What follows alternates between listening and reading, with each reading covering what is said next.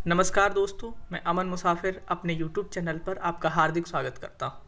हिंदी विषय से यूपी के असिस्टेंट प्रोफेसर के सिलेबस में इस बार एक आत्मकथा लगी हुई है, अपनी खबर, जिसके लेखक पांडे बेचन शर्मा उग्र हैं। मेरा मानना है कि अगर हम किसी रचना को पढ़ते हैं तो उससे पहले हमें उस रचनाकार के बारे में, उनकी रचनाओं के बारे में अध्ययन करना चाहिए।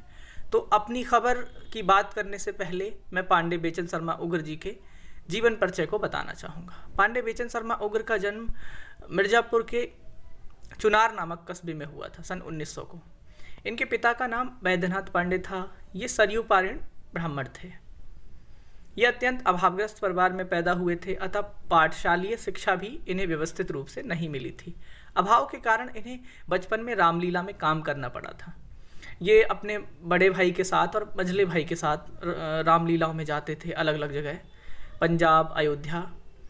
ये अभिनय कला में बड़े कुशल थे। बाद में काशी के सेंट्रल हिंदू स्कूल से 8वीं कक्षा तक की शिक्षा पाई। फिर पढ़ाई का क्रम टूट गया।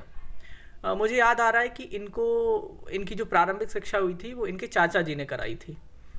साहित्य के प्रति इनका प्रगाढ़ प्रेम लाला भगवान दीन के सामीप्य में आने पर हुआ था। इन्होंने अपनी आत्मकथा में जितने भी गुरु बताए हैं उनमें से एक लाला भगवान दीन भी हैं। इन्होंने साहित्य के विभिन्न अंगों का गंभीर अध्ययन किया। प्रतिभा इनमें ईश्वर प्रदत्त थी। ये बचपन से ही काव्य रचना करने लगे थे। अपनी किशोर वय यानी कि अवस्था, अपनी किशोर अवस्था में इन्होंने प्रिय प्रवास की शैली में ध्रुव चरित नामक प्रबंध काव्य की रचना कर डाली थी। इसको बाद में इन्होंने प्रकाशित भी किया था। उसकी एक घटना है इनकी पूरी आत्मकथा में। मौलिक साहित्य की सर्जना में ये आजीवन लगे रहे। इन्होंने काव्य, कहानी, नाटक, उपन्यास आदि क्षेत्रों में समान अधिकार के साथ श्रेष्ठ कृतियां प्रस्तुत की। पत्रकारिता के क्षेत्र में भी उग्र जी ने सच्चे पत्रकार का आदर्श प्रस्तुत किया। वे असत्य से कभी नहीं डरे। उन्होंने सत्य का सदैव स्वागत किया, भले ही इसके लिए उन्होंने कष्ट झेलने पड़े हों।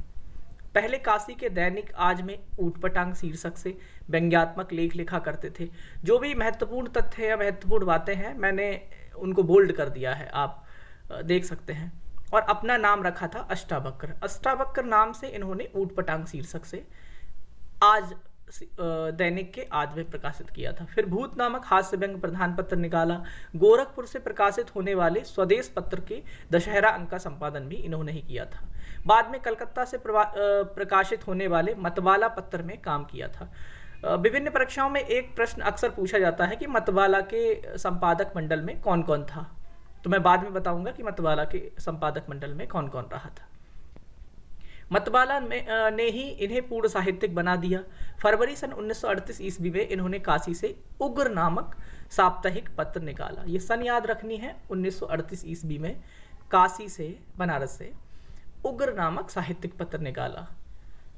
इसके कुल 7 अंक ही प्रकाशित हुए, फिर ये बंद हो गया। इंदौर से निकलने वाली बीड़ा नामक मासिक पत्रिका में इन्होंने सहायक संपादक का काम किया। कुछ दिनों तक वहां रहे। वहां से हटने पर विक्रम नामक पत्रिका इन्होंने पंडित सूर्य नारायण व्यास के सहयोग से प्रकाशित की। 5 अंक प्रकाशित होने के बाद ये उनसे अलग हो गए। इसी प्रकार इन्होंने संग्राम, हिंदी पंच आदि कई पत्रों का संपादन किया, किंतु अपने उग्र स्वभाव के कारण कहीं भी अधिक दिनों तक ये ना टिक सके। इसमें कोई संदेह नहीं कि उग्र जी सफल पत्रकार थे। ये सामाजिक विषमताओं से आजीवन संघर्ष करते रहे। ये विशुद्ध साहित्यजीवी थे और साहित्य के लिए जीते रहे। 1967 ईस्वी में इनका देहावसान हो गया। तो ये हमने संक्षिप्त रूप से पांडे बेचन शर्मा उग्र जी का जीवन परिचय पढ़ा। ये 1900 में पैदा हुए। कहाँ पर पैदा हुए थे? ये चुनार जगह थी मिर्जापुर जिले की, उत्तर प्रदेश की।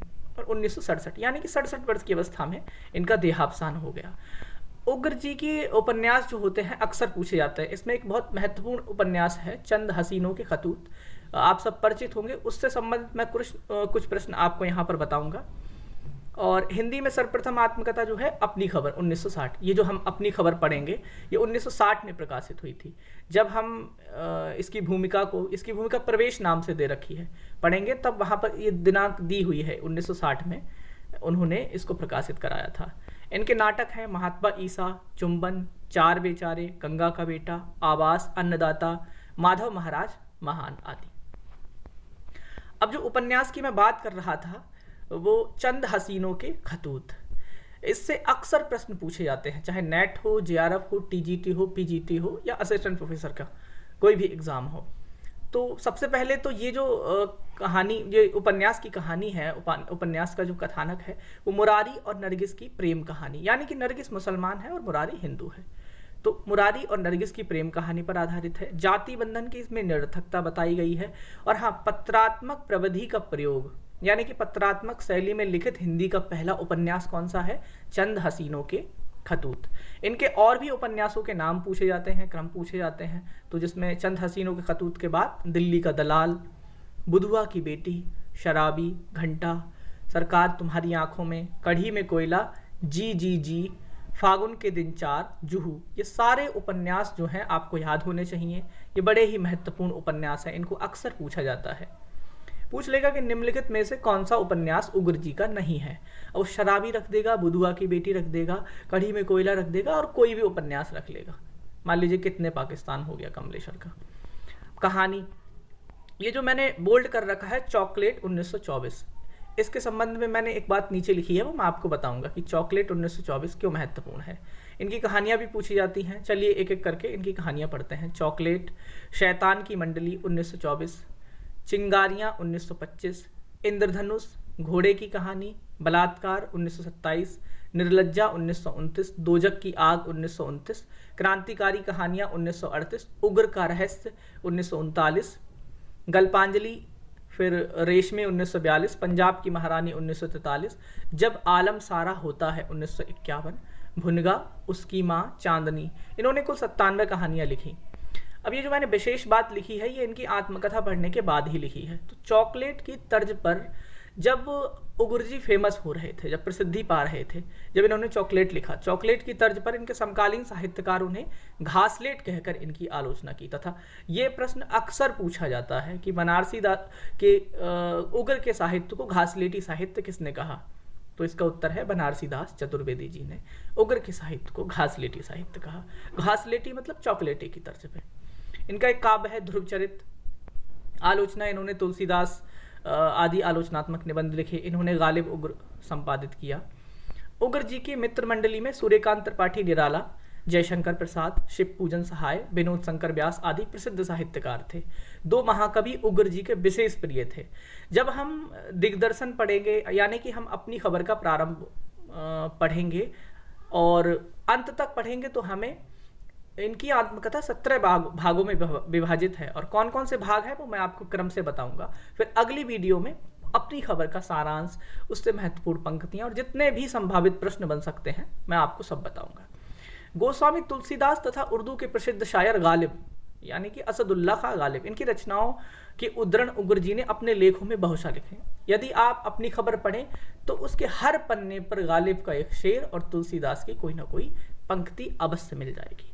उग्र जी के संबंध में एक महत्वपूर्ण प्रश्न और पूछा जाता है कि पहला राजनीतिक कहानी, उग्र जी को पहला राजनीतिक कहानीकार किसने माना है? तो इसका उत्तर होगा नंद दुलारे वाजपेयी। ऊपर घासलेटी साहित्यकार किसने कहा?